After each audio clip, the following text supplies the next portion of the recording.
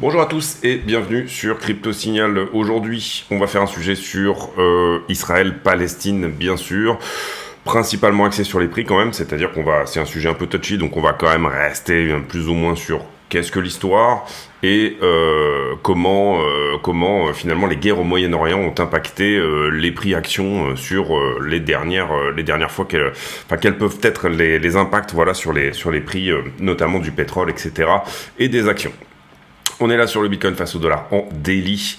Toujours une possibilité, bien évidemment, de faire un dernier push ici. Hein, vous le voyez, si on reste dans cet élargissement-là, il nous resterait potentiellement une vague à faire autour des 30 000 $. Si jamais ça n'est pas le cas, il est assez courant qu'on fasse des rotations partielles dans les élargissements. Donc on surveillera tout particulièrement la daily qui est ici, là, vous la voyez. Donc cette accumulation-là, de ne pas la perdre et de ne pas faire une ouverture-clôture d'une bougie en dessous, tout simplement, de ce point-là.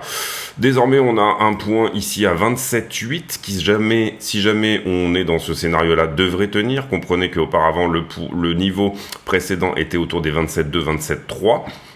Désormais, c'est celui-là qui doit tenir. Donc pareil, une ouverture-clôture d'une daily sous les 27,3 pourrait nous dire que non, en fait, on est en train de dévisser là sous la structure à ce stade.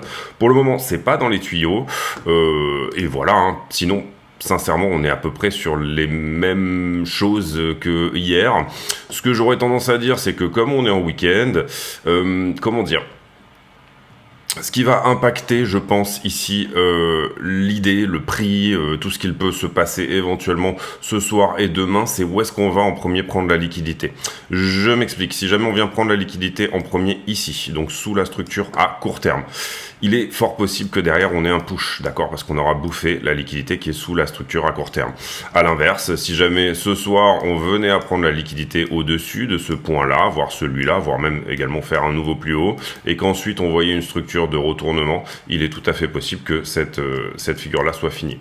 J'aurais un doute si jamais on ne vient pas avant de push ici, faire une petite déviation sous la trend et venir chercher la liquidité qui se trouve en deçà de 27 772 globalement.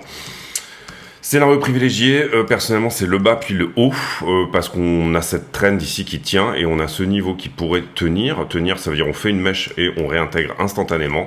Donc laisser traîner des ordres ici autour des 27,7 pour moi n'est pas une bêtise. De toute façon, vous verrez partir le prix vers le haut si jamais on doit avoir le scénario inverse. Voilà comment personnellement je jouerai les choses, c'est-à-dire en fonction de la liquidité. En ce moment, vous comprenez que on n'a pas beaucoup de signaux d'achat au spot incommensurables, etc. Ici, on tergiverse un petit peu sur Ethereum BTC, on est littéralement au contact de la trend qui est celle-ci, trend historique, hein, vous le voyez ici qu'on a touché beaucoup de fois par le passé.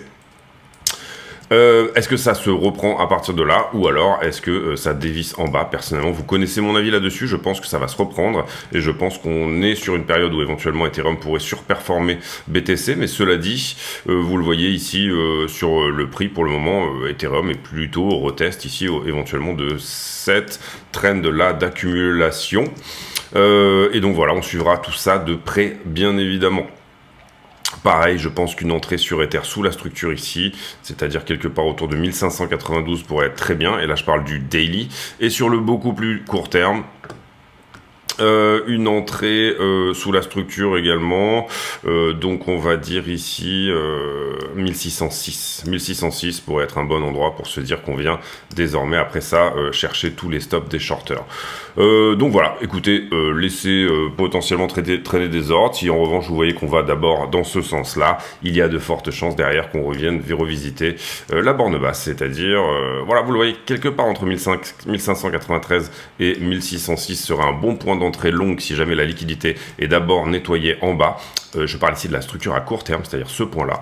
En revanche, revenir en haut sous-entendrait qu'on pourrait peut-être venir prendre le bas ensuite. Et le bas, pour le coup, plus bas, d'accord ? Voilà l'idée un petit peu sur la crypto. On va faire le Total 3 juste rapidement. Total 3 qui tergiverse encore, hein. On ne sait pas trop si ça c'est un support ou une résistance dorénavant. Pas d'explosion au niveau des altes. On a une jolie trend ici en 4 heures qu'on va mettre, qui pourrait être actuellement au retest, vous le voyez. On va la mettre en 4 heures. Donc pareil, ça à suivre de près. Si jamais on a 5 vagues dans cette...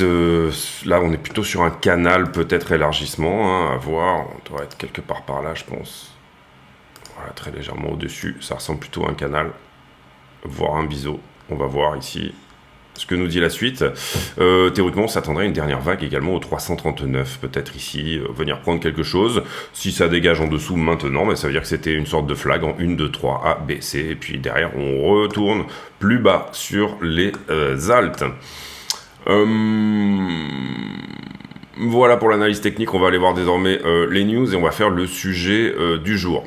On reviendra à Twitter après parce qu'il y a pas mal de choses sur Israël dans Twitter et on va pas traiter ici tout ce qui est autour de Israël parce qu'on va faire le sujet dessus, donc ça n'aurait pas vraiment d'intérêt. Pas grand chose ici sur tous les autres. On va regarder s'il y a de la news, mais je crois qu'il n'y a pas grand chose. 5 Bankman-Fried, on en a beaucoup parlé cette semaine, on a tout traité. Robert Kennedy qui est candidat à la Maison Blanche qui dit qu'il mettrait fin à la guerre au Bitcoin si jamais il est élu. Ici on passe également sur Israël. Semaine prochaine, le CPI, ça sera jeudi. Et voilà, en ce qui concerne Market Watch, pas grand-chose non plus. On va aller sur le sujet du jour qui, je pense, présente quelque chose d'assez important pour comprendre un petit peu où pourrait aller ce conflit en ce qui concerne tout simplement... Israël. C'est un sujet très touchy, donc je vais pas prendre part ici, c'est pas du tout l'idée. Par contre, on va revenir très loin en arrière sur la création d'Israël, ses frontières, etc., juste pour comprendre ce que veulent les différents intervenants. Vous avez dans la zone énormément d'instabilité, on le sait par rapport notamment au Liban, on le sait par rapport à la Syrie. On sait que c'est une zone qui est extrêmement peu stable. Et quand on regarde les frontières d'Israël, on a l'impression de frontières qui sont un petit peu tracées à la règle. Alors ici, vous avez le Jourdain, hein, le fleuve qui délimite tout simplement la frontière est. Et puis, à l'ouest, vous avez la mer, bien évidemment. Et puis ici, vous avez cette grande ligne droite ici qui a été tracée à un moment donné. Est-ce qu'elle a été tracée en 1947, au moment de la création d'Israël ? Pas du tout. En fait, on se rend compte que la Palestine était finalement une zone annexée par les Britanniques sur l'Empire ottoman autour de 1917, donc fin de la Première Guerre mondiale. Et c'est là qu'a été tracée cette fameuse frontière à la règle ici, et puis la zone délimitée ici avec le Liban. Et c'est à ce moment-là qu'apparaît le terme de Palestine. Bien évidemment, ça c'est une première chose, c'est l'époque Société des Nations, etc. Voilà, ceci, cela, et donc on est sous conglomérat britannique.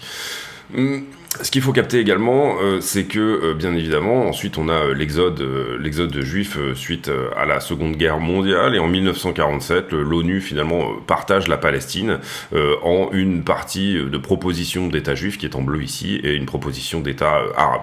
Tout ça ne fonctionne pas très bien, la cohabitation ne se passe pas extrêmement bien, et puis on a la première guerre israélo-arabe, qui finalement donne une annexion ici, vous voyez, du sud de Gaza, et une annexion de toute la bande qui ici est au nord. Ensuite, on a finalement l'Égypte qui essaye de réparer, on va dire, cette situation de 1949. Et puis ensuite, en 1967, du coup, ça donne l'annexion du Sinaï. Et puis, les territoires restent occupés pendant un certain temps, et finalement, le Sinaï est rendu à l'Égypte, et on arrive ici aux frontières actuelles. Il faut comprendre que, théoriquement, des grosses choses qui posent problème, c'est bien évidemment la Cisjordanie, et toute la partie sud, Liban, etc. Ça, c'est pour les frontières, d'accord ? C'était pour remettre un petit peu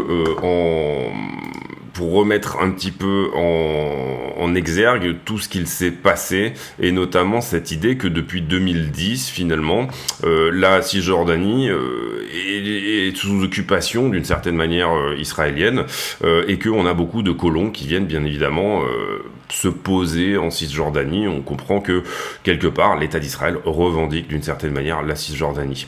On va ici montrer également la bande de Gaza, bien évidemment, qui a été donnée, je sais plus également, mais c'est vraiment pour le coup le vrai État palestinien, et cette volonté de ne pas appeler Cisjordanie Palestine pour rester sur la partie Gaza, on va dire.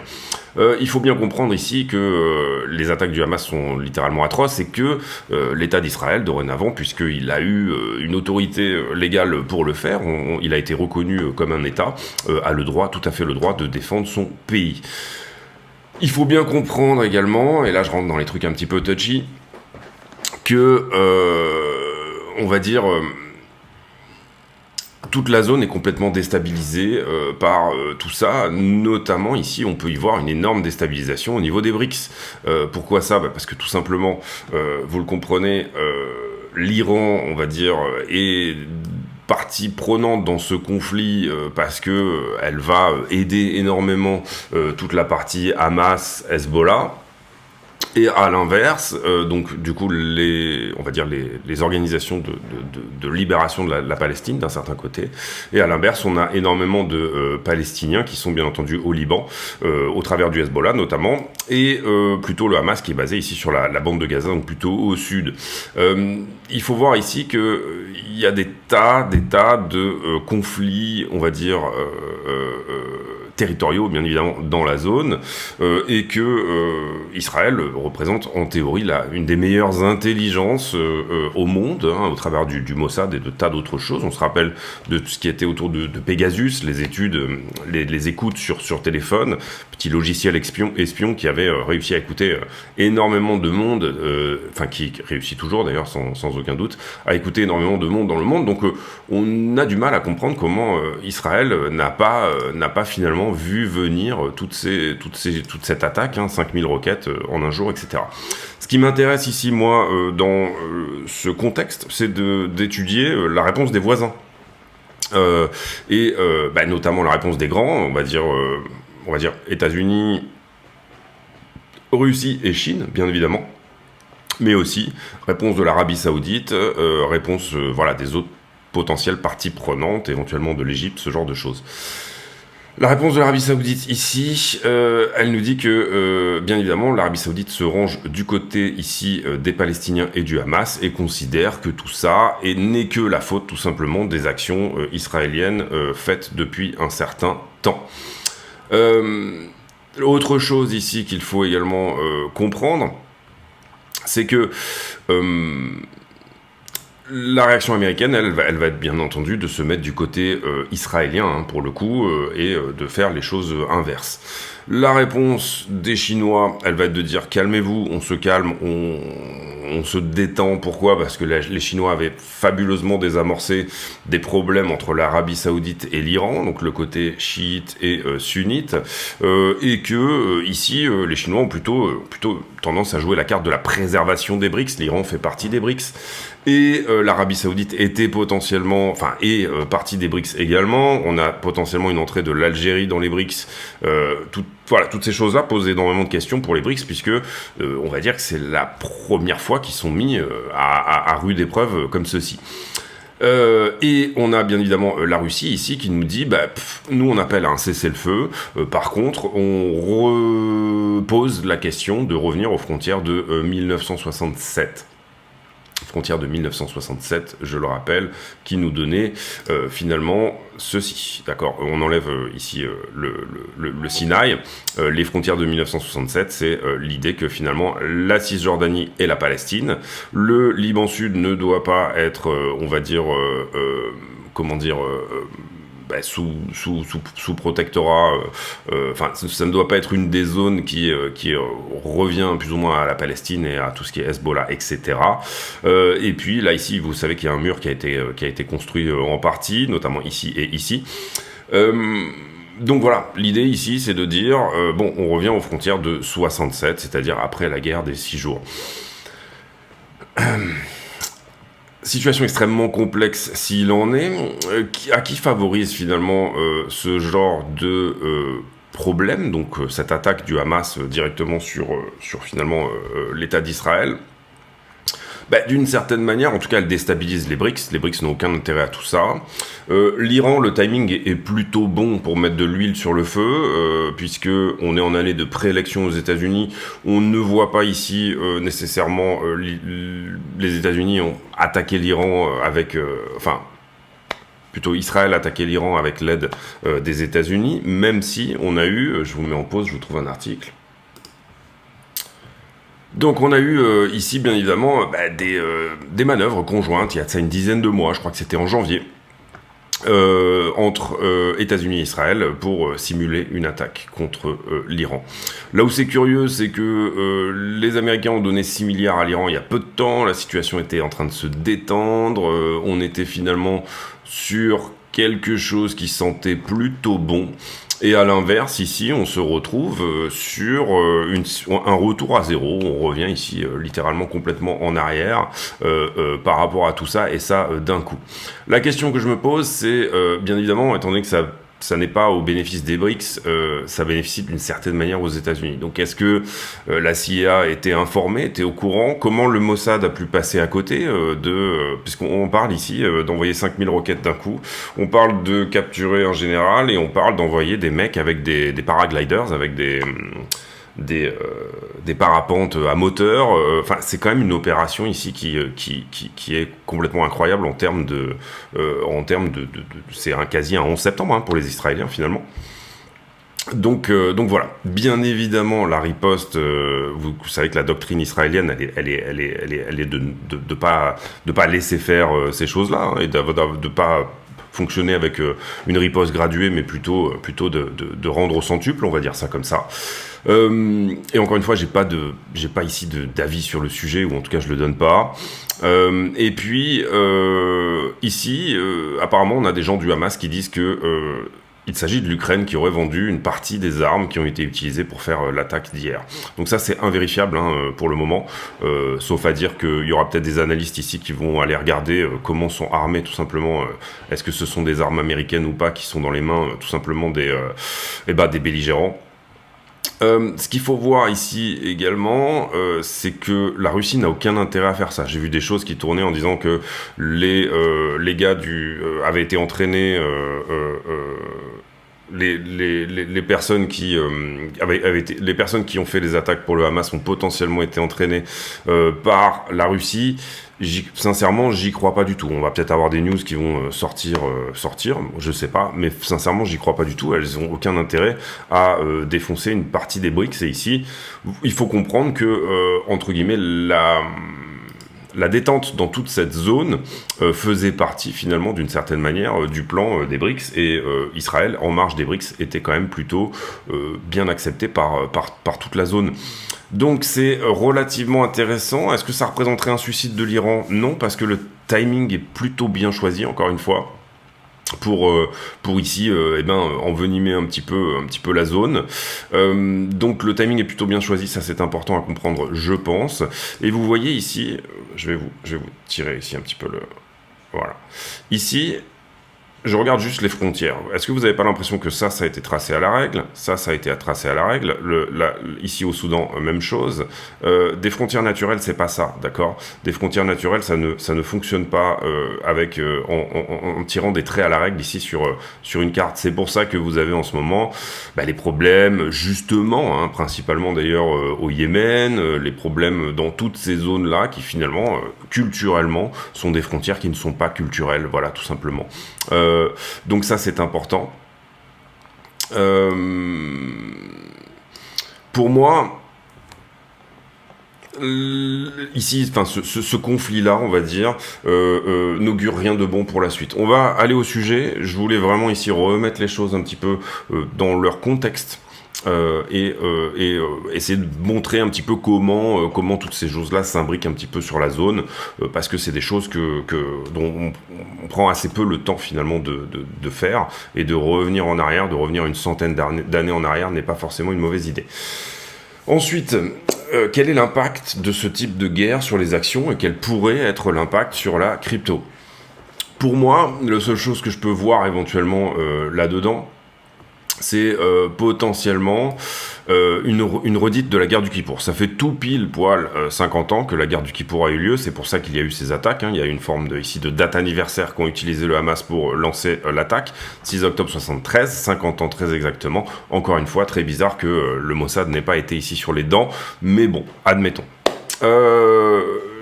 Il faut comprendre ici que qu'est-ce qu'il se passe en 73. Eh bien, d'une certaine manière, les États-Unis arrivent à leur pic de pétrole, c'est-à-dire que toute la partie Texas, le pétrole qui est facile à extraire, arrive à son pic, et après, bien évidemment, quand vous avez quand c'est de plus en plus difficile d'extraire du pétrole sur votre propre sol, et ben à ce moment-là, vous avez une augmentation des prix. On se tourne vers, à ce moment-là, bien évidemment, l'Arabie Saoudite. L'Arabie Saoudite dit, moi j'ai un petit souci, c'est que maintenant je te vends mon pétrole pour relativement peu cher, mais en fait finalement, étant donné que tu soutiens l'État d'Israël, eh bien, donc on en revient à Israël justement, eh bien, je vais te cut tout simplement, je vais multiplier les prix par 2.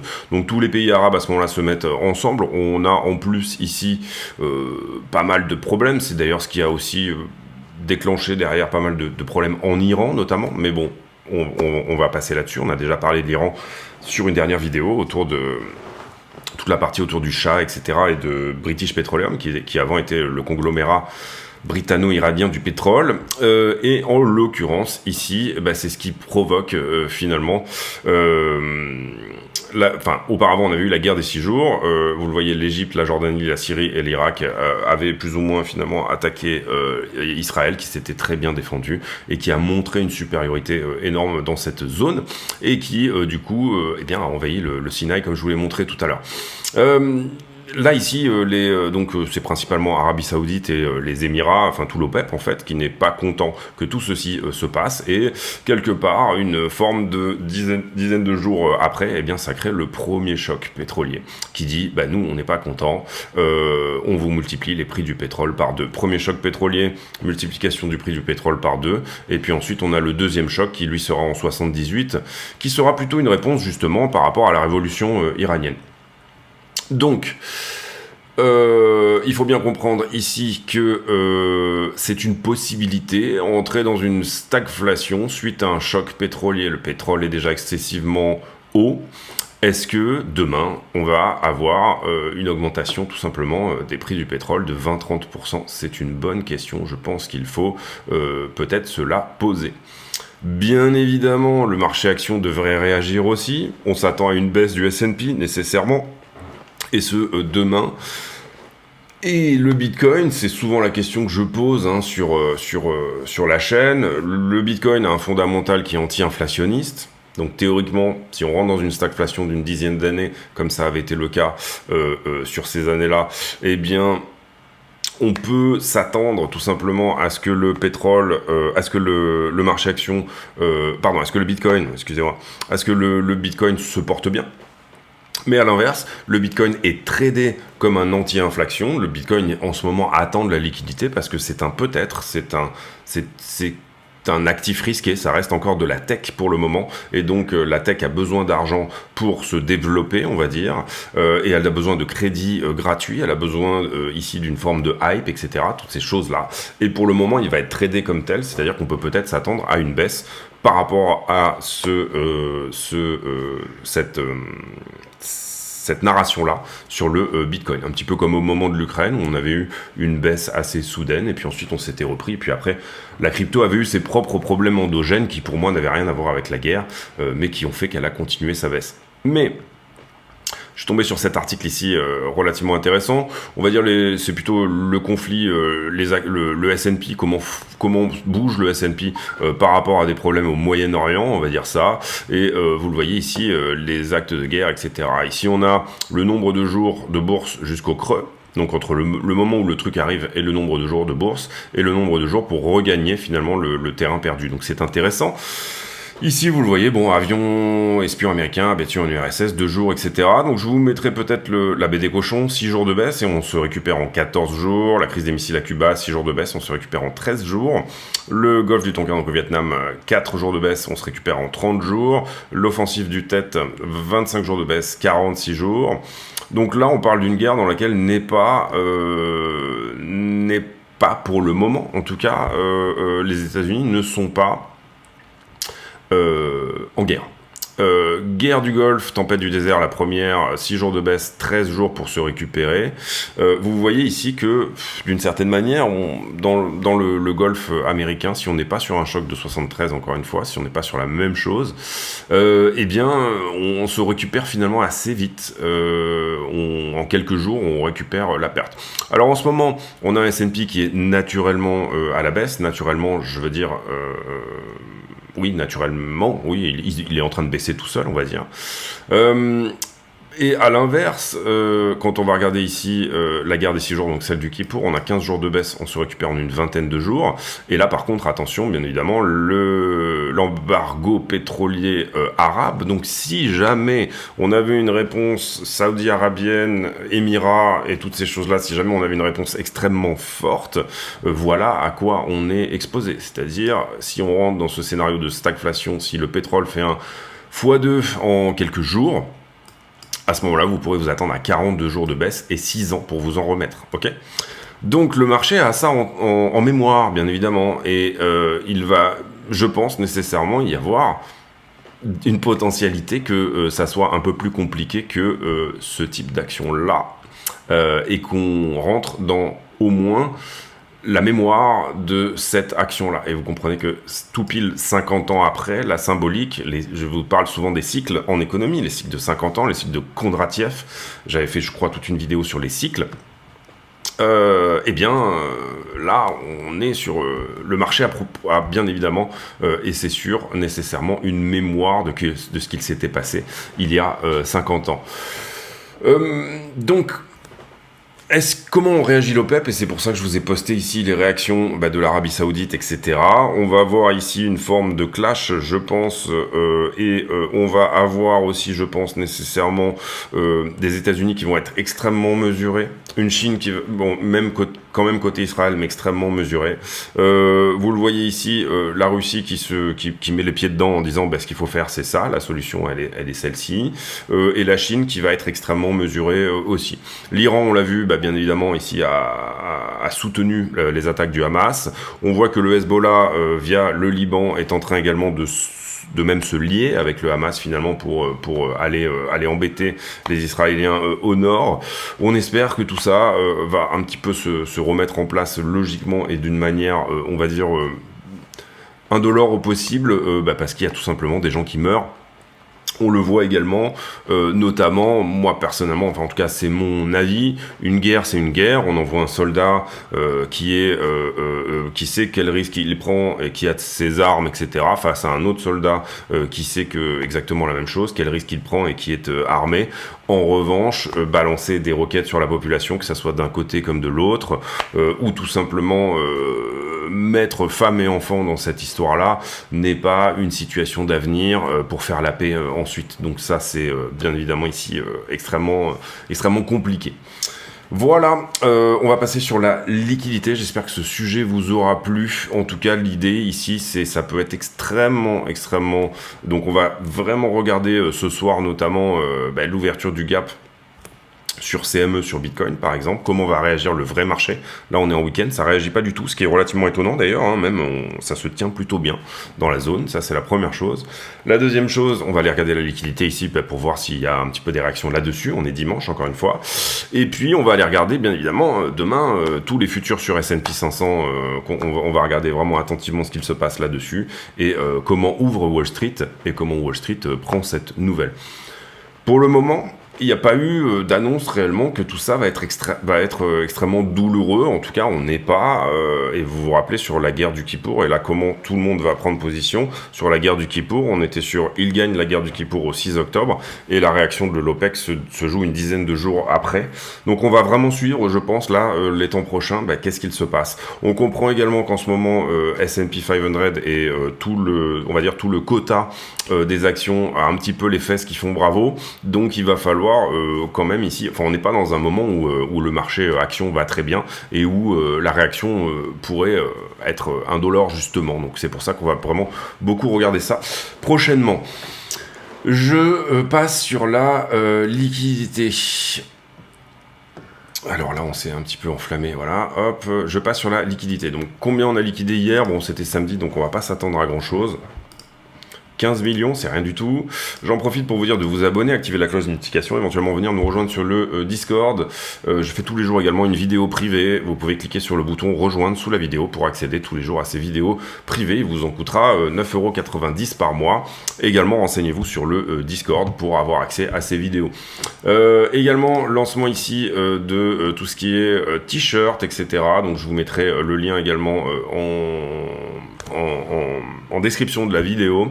Donc voilà, ça c'est toute la ligne de t-shirts Crypto Signal avec des petites blagues, vous le voyez, Lehman Brothers, Silicon Valley Bank et FTX qui vont être, on va dire, les anecdotes. Ça deviendra bientôt des bons souvenirs du dernier bear market. En tout cas, vous avez ici tout ce qui est là. Le signage, celui-là, je le porte sur moi, c'est l'échantillon que j'ai reçu. Ça, c'est une taille M.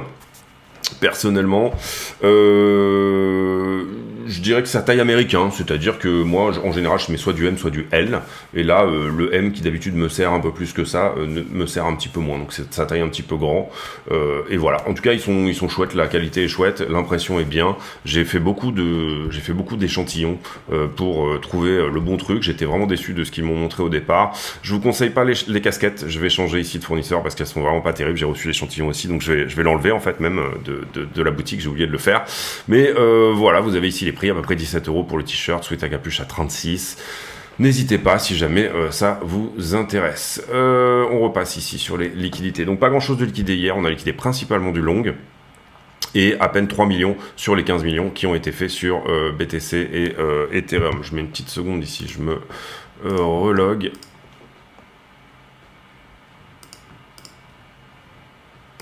On ira faire la conclusion de cette vidéo sur les petites time frames.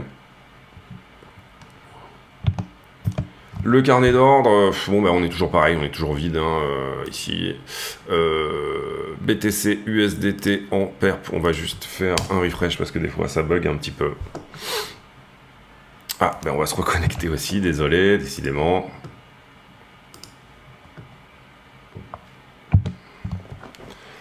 Alors, on a pris le 2 pixels qui était en bas, qu'on avait mis hier, donc ça c'est plutôt bien. Je pense qu'il y a pas mal de liquidité juste là-dessous, 27 823. Je serais étonné qu'on n'y aille pas, ça voudrait dire que la zone a beaucoup de force. Donc ce qu'on va faire, c'est qu'on va garder le 2 pixels ici. Vous voyez, je l'ai légèrement décalé en bas. Je pense que c'est quand même un point à prendre. Derrière, depuis qu'on a fait la vidéo, c'est-à-dire à peu près par ici, eh bien on a eu pas mal de shorts sur toute cette zone-là. Donc ce point-là a été shorté, il a été pris ensuite. Mais on peut estimer qu'il y a quand même encore un petit quelque chose là à liquider.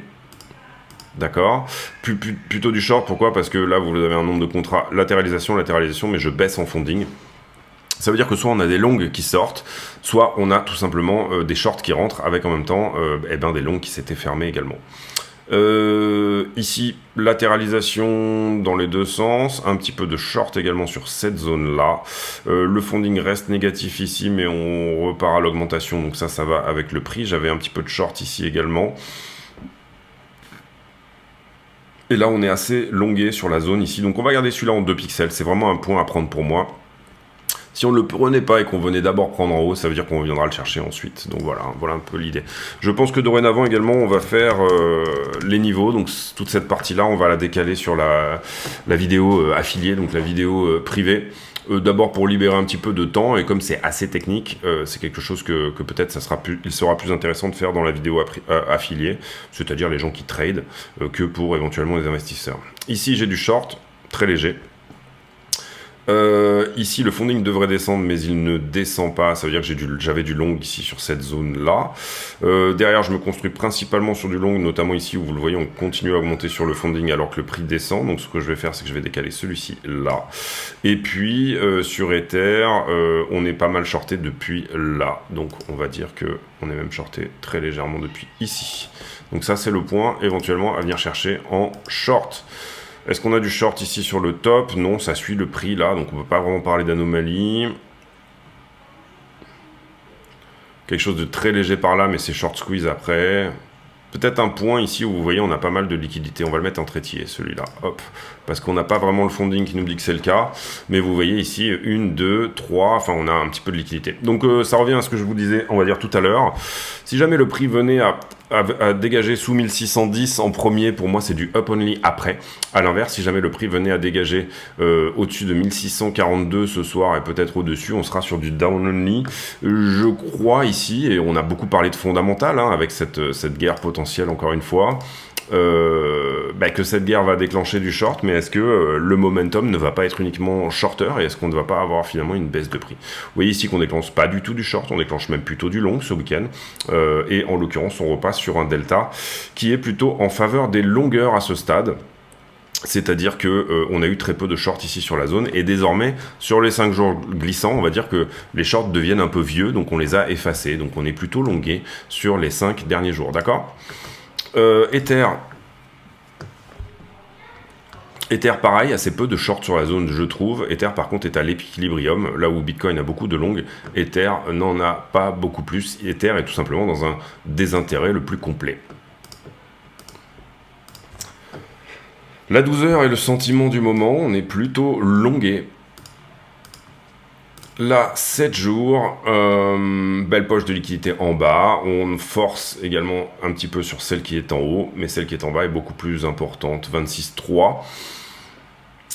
Est-ce qu'on pousse à 29 pour ensuite descendre sous 26, voire à 25,2, moi je dirais. Ça serait quand même pour moi le scénario privilégié à ce stade, mais peut-être que je me trompe, bien évidemment. Et puis la macro actuelle, elle fait un petit peu peur, vous l'aurez compris. Sans être alarmiste. Après, ça peut tout à fait passer crème, hein, bien sûr, mais sans être alarmiste, cet événement en Israël n'est pas pour détendre tout le monde. Ici sur la... J'ai mis là un mois, c'est ça? Oui. Ici sur la 1 mois, vous le voyez, 25,2 à prendre en haut, et potentiellement 30 000 à prendre en bas, et 30 000 à prendre en haut. Et quand on va regarder la 12 heures sur Ether, eh bien plutôt shorté du côté d'Ethereum, et sur la 7 jours... Pour le coup, on est au milieu de rien, et on a peut-être même plus de valeur en haut que de valeur en bas. Ether va suivre Bitcoin, mais est-ce que si Bitcoin monte à 29, Ether n'irait pas un petit peu plus haut? C'est la question qu'on se pose depuis plusieurs jours. Hein. Et sur la 1 mois, en revanche, vous voyez qu'on voit très bien sur Ether que la vraie valeur, elle est autour désormais même de 1450. On était à 1480 auparavant. Et là, à force de traîner sur la zone, on met de la valeur jusqu'à 1450. Allez, on retourne sur le prix ici et on essaye de faire la conclusion de cette vidéo. En daily, j'ai pas de divergence. Hein. Je crois qu'on a vraiment rien ici. Non, on n'a rien ici, en divergence. En 4 heures non plus. Non, j'ai rien sous le prix, rien sur le prix, en tout cas sur la dernière jambe ici, c'est ce qu'on essaie de regarder, mais j'ai rien. Je vous ai déjà donné les signaux en fait pour moi, c'est-à-dire que c'est 7-4 heures et c'est ce niveau. Si on perd 27,8 ce soir, mais qu'on le réintègre, donc ça nous donne un très beau SFP, un swing failure pattern, qu'on le réintègre et qu'à ce moment-là on va plus haut. Pour moi, c'est possibilité de reprendre sans trop de problème 28 566 et peut-être d'aller à 29 voire plus. Si jamais en revanche on part en haut d'abord, peut-être prendre ce point-là et sans nettoyer sous la structure, j'aurais tendance à dire que c'est plutôt baissier. Donc on a déjà fait en fait la conclusion de la vidéo pour moi. Voilà pour cette vidéo aujourd'hui. Le sujet était complexe parce que très touchy. Hier, j'ai fait une vidéo sur le retour des institutionnels ou pas, donc on a en termes privés pour les affiliés. C'était assez intéressant et j'ai fait du Glassnode également. Encore une fois, si ces contenus-là vous plaisent, n'hésitez pas à venir éventuellement voir par vous-même. Vous essayez un mois, vous prenez, ça vous en coûtera 10 €. Vous essayez pendant un mois, vous allez avoir une trentaine de vidéos. Si ça vous plaît, ça vous plaît. Sinon, vous arrêtez au bout du mois, tout simplement. J'ai pour habitude en fin de vidéo de poser une question à la con, c'est-à-dire une question qui n'a rien à voir avec le prix du Bitcoin, mais qui nous permet de converser de choses et d'autres. Et tiens, justement, on va parler merchandising et t-shirt. Est-ce que vous avez des idées sur des couleurs, différents designs, des choses qui pourraient éventuellement vous intéresser, puisque, encore une fois, c'est assez facile à créer, hein, les t-shirts, etc. Ça se fait sur Printify. Et voilà, n'hésitez pas également à vous abonner à la boutique si jamais vous souhaitez être au courant des nouveaux t-shirts qui vont sortir, et le lien sera en description de la vidéo une nouvelle fois. Donc ça, c'est le lancement. J'espère que les t-shirts vous plairont. J'ai vraiment essayé d'avoir la meilleure qualité pour le prix possible, et ça m'a pris du temps d'avoir tous les retours et d'avoir tous les échantillons, etc., et de voir que l'impression était bien faite et ainsi de suite. En l'occurrence, encore une fois, ça ressemblera à ça. J'ai depuis juste décalé un tout petit peu le logo de ce côté-là pour qu'il soit un peu mieux centré, parce que le logo, là, il est centré sur le t-shirt, mais il est un peu déséquilibré dans sa façon d'être. Donc du coup, je l'ai recentré plus sur le... Enfin, je l'ai décentré en fait un petit peu. Voilà, je vais pas raconter ma vie non plus, je vous laisse là-dessus, on se retrouve demain. D'ici là, portez-vous bien, faites attention un petit peu à ce qui se passe, notamment du côté, encore une fois, de la réaction de ce conflit qui pourrait éventuellement avoir la portée d'un choc pétrolier. En tout cas, c'est ce qu'on va bien vérifier. On va bien vérifier ici que la zone ne part pas non plus complètement en sucette et qu'il n'y a pas une confrontation, on va dire, directe. Et que d'un côté on n'a pas des États-Unis qui vont un peu trop du côté de l'un, du côté de l'autre, etc. Et voilà, une pensée pour finalement les victimes, surtout celles qui sont civiles des deux côtés. Voilà. À très bientôt, portez-vous bien, ciao.